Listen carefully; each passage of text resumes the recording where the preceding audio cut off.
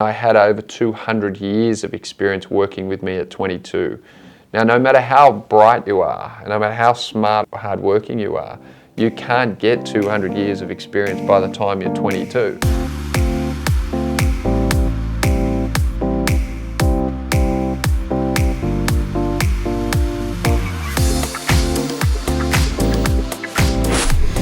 Really good question. You know, if you are a 23-year-old, 21-year-old finishing uni, no matter what you've studied, and somebody said to me, as you have, and I've had another guy wants to come over and chat to me, ask me the same thing, you know, what do you do now? I think there is, one understanding that I certainly picked up through my first book that has made the most difference to me, and that is that there's very little that you can do by yourself, and that really, if you want to make a big impact in the world, then you need to be able to work well with people.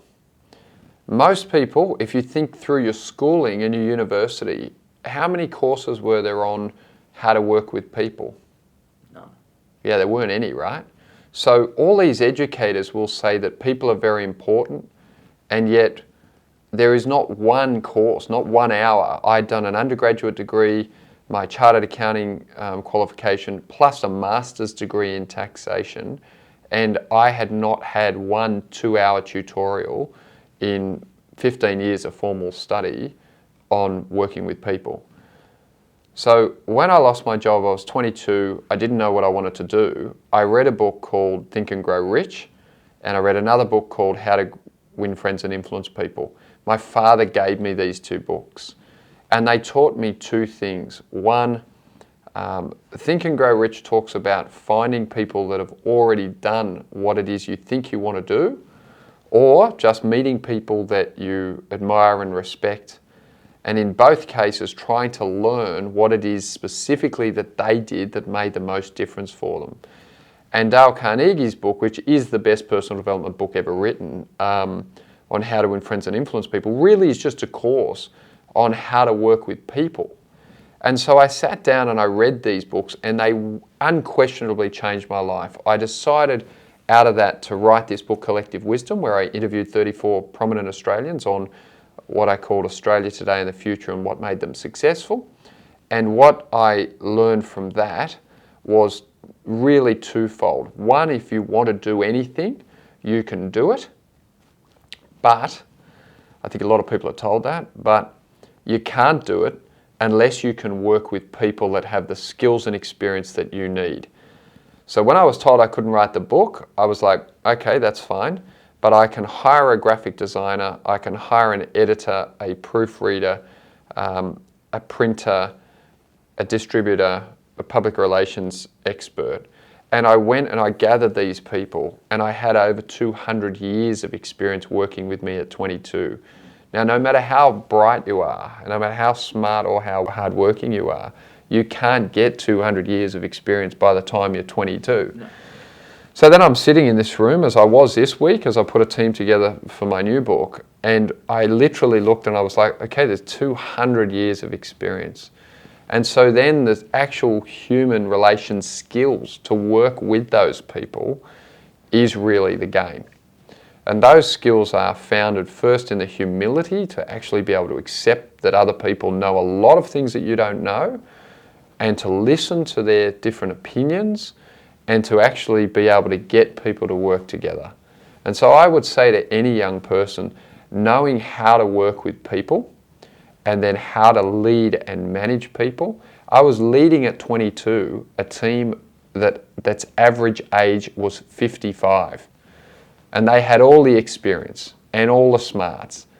And I didn't know anything except that I could get people together and set a vision and an undertaking that seemed to inspire these people and energize these people, such that they spilled blood for the project and for me, and they made that book. They made that book a #1 bestseller. So for me, I've never forgotten that. And in my role here at Kelly Partners as our founder and CEO, my #1 job, my #2 job, and my #3 job is to find exceptional people and to create an environment that they want to be part of, Because if you put enough good people together and don't get in the way, which really is just ego and BS, then those people can do unbelievable things. And so as I look back now and I look forward, I'm still stacking in people into my team that have much more experience than me and have much more clues than me.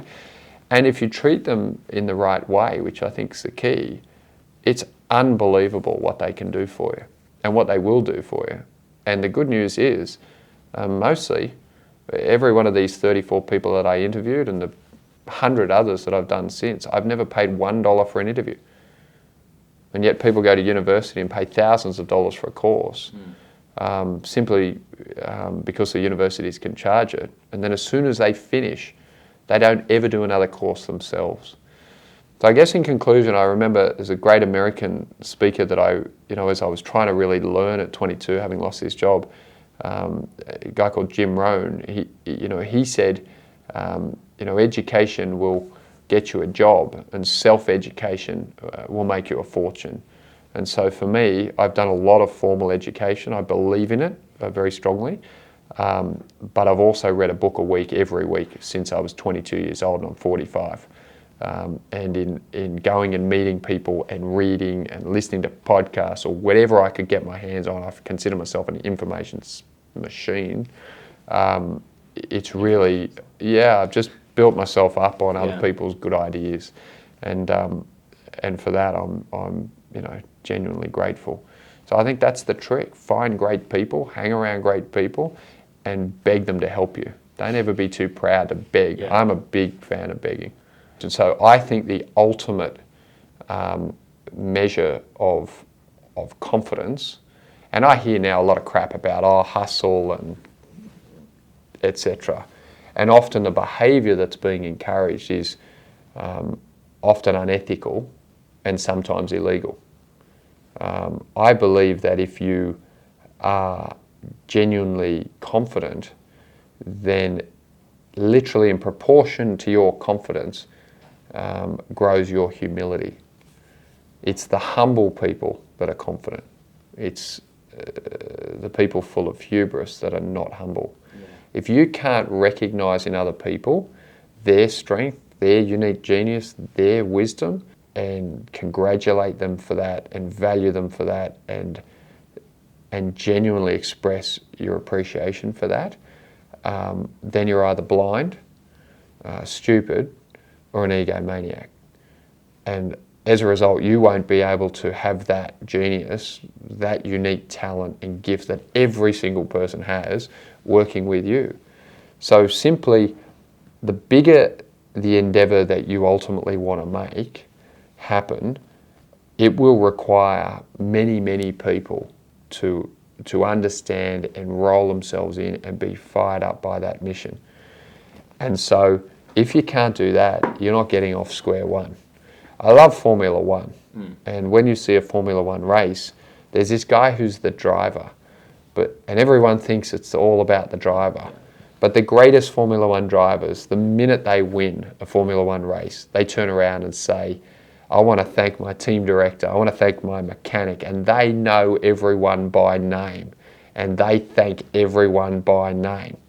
And they are patting other people on the back and acknowledging that that car's not going around that circuit without a lot of other people doing a lot of other things. It's not even getting, you're not even going to get to the track. And so for me, that's my mindset. I've always been a deeply confident person, but I've never felt the need to laud my ideas or abilities over anyone else. And so that's what I learned, and it was very interesting because I thought, well, I've done all this formal study and I know an enormous amount about an enormous amount of things, and yet people are the heart of this universe, and we spend no time talking about people or how to work with them. And that in and of itself is staggering. And even if people learn some things, we're not a particularly reflective society.